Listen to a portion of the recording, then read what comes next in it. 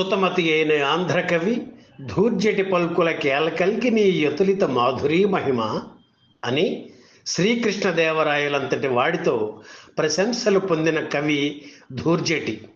ఆయన రాసిన శ్రీకాళహస్తి మహాత్మ్యంలోని ఒక అద్భుత ఘట్టం భక్త తిన్నడి కథ. తిన్నడు లేదా కన్నప్ప 1000 ఏళ్ల క్రితం వాడు. బసవ పురాణంలో కూడా ఇతని ప్రస్తావన ఉంది. తిన్నడు పూర్వజన్మలో అర్జునుడు. పాశుపతాస్త్రం కోసం శివుణ్ణి ప్రార్థిస్తూ తపస్సు చేస్తాడు. పరమశివుడు అతనికి వరాలు ఇవ్వదలచి కిరాతుడి రూపంలో వచ్చి అర్జునుడిని పరీక్షిస్తాడు. అందులో అర్జునుడు విజయం సాధించడంతో మెచ్చిన మహాశివుడు వరం కోరుకోమని అడుగుతాడు. తనకి ముక్తిని ప్రసాదించమని అర్జునుడు కోరితే, మోక్షానికి ఇంకా అర్హత రాలేదు, వచ్చే జన్మలో కిరాతకుడివై పుట్టి నన్ను పూజించి చివరకు నా సాన్నిధ్యం చేరుకుంటావు అని వరం ఇస్తాడు. అలా జన్మించిన కిరాతకుడే తిన్నడు. తిన్నడు భక్త కన్నప్పగా ఎలా మారాడన్న కథతో తయారైన శ్రీ కాళహస్తి మహాత్మ్యం చిత్ర నిర్మాణ విశేషాలు ఈ వీడియోలో చూద్దాం. కన్నడ చిత్ర పరిశ్రమకు సంబంధించి 1934 చాలా కీలకమైన సంవత్సరం. కన్నడ తొలి టాకీ సతీ సులోచన అదే ఏడాది విడుదలయ్యింది. 1934 మార్చి 3న విడుదలైన ఈ చిత్రానికి తెలుగువాడైన వైవి రావు దర్శకత్వం వహించారు. త్రిపురాంబ టైటిల్ రోల్ పోషించారు. 2 దశాబ్దాల అనంతరం కన్నడ చిత్ర పరిశ్రమలోకి అడుగుపెట్టిన ఓ యువకుడు తన ప్రతిభతో గుర్తింపు తెచ్చుకొని క్రమంగా కన్నడ చిత్ర పరిశ్రమను శాసించే స్థాయికి ఎదిగారు. ఆ యువకుడు మరెవరో కాదు, కన్నడ కంఠీరవ రాజ్ కుమార్. 1954లో వచ్చిన బేడర కన్నప్ప చిత్రం కోసం ఎస్పి ముత్తురాజ్ అనే పేరుని రాజ్ కుమార్గా మార్చి తొలి అవకాశం ఇచ్చారు కన్నడ రంగస్థల ప్రముఖుడు గుబ్బి వీరన్న. ఏవిఎం చెట్టియార్తో కలిసి వీరన్న నిర్మించిన బేడర కన్నప్ప 1954 మే 7న విడుదలయ్యింది.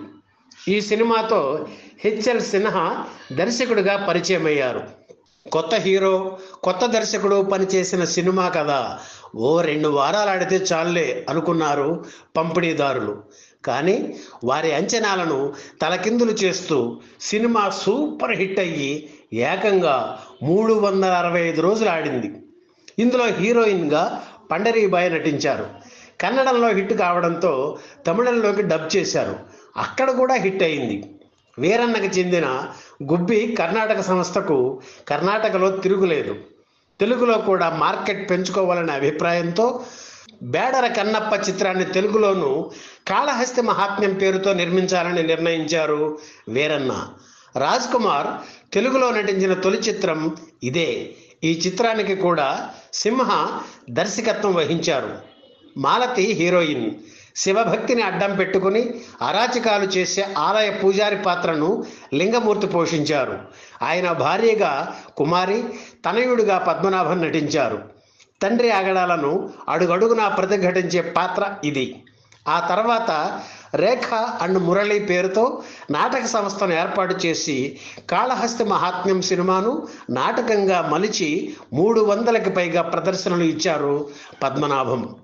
ఇందులో వేశ్యమాతగా ఋష్యేంద్రమణి, ఆమె కుమార్తెగా రాజసులోచన నటించారు. ఆలయ పూజారిని వలలో వేసుకునే వేశ్య పాత్రకు మొదట జమునని అడిగారు.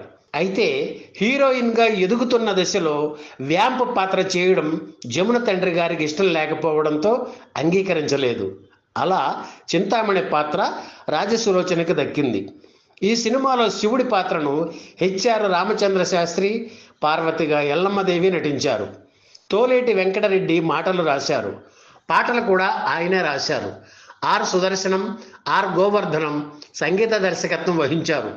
ఘంటసాల పాడిన మహేష పాప వినాశ పాట 70 ఏళ్లైనా ఇప్పటికీ వినిపిస్తుంటుంది. ఏవిఎం స్టూడియోలో నిర్మాణం జరుపుకున్న కాళహస్తి మహాత్మ్యం చిత్రం 70 ఏళ్ల క్రితం 1954 నవంబర్ 12న విడుదలయ్యి ఘన విజయం సాధించింది. ఈ చిత్ర కథ ఆధారంగానే హీరో కృష్ణంరాజు 22 అనంతరం భక్త కన్నప్ప చిత్రం నిర్మించారు. బాపు దర్శకత్వం వహించిన ఈ చిత్రంలో వాణిశ్రీ కథానాయిక. ఈ వీడియో మీకు నచ్చితే లైక్ చేయండి, షేర్ చేయండి, వెంటనే సబ్స్క్రైబ్ కూడా చేయండి.